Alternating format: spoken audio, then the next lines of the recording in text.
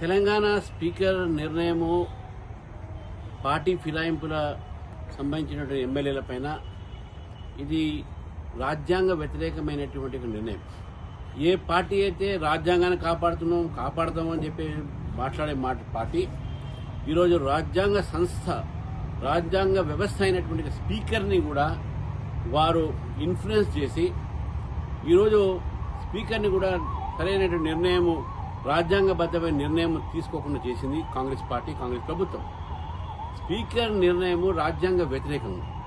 బహిరంగంగా ఏ party నాయకుడైతే party ఫిరాయింపు చట్టం తీసుకొచ్చారో ఆ పార్టీ నాయకుడికే గౌరవం ఇవ్వకుండా, ఏ రాజ్యాంగ పుస్తకం అయితే పట్టుకొని జేబులో పెట్టుకొని దేశమంతా తిరుగుతున్నాడో ఆ రాజ్యాంగాన్ని గౌరవం ఇవ్వకుండా, ఏ రాజ్యాంగ వ్యవస్థ స్పీకరు రాజ్యాంగాన్ని కట్టుబడి ఉండాల్సినటువంటి స్పీకర్ని కూడా ఈరోజు మీరు ఇన్ఫ్లుయెన్స్ చేసి అటువంటి ఒక నిర్ణయాన్ని తీసుకున్నారంటే ఈరోజు తెలంగాణలో రాజ్యాంగ హత్య అయింది, ప్రజాస్వామ్య హత్య అయిందని చెప్పేసి భారతీయ జనతా పార్టీ భావిస్తారు.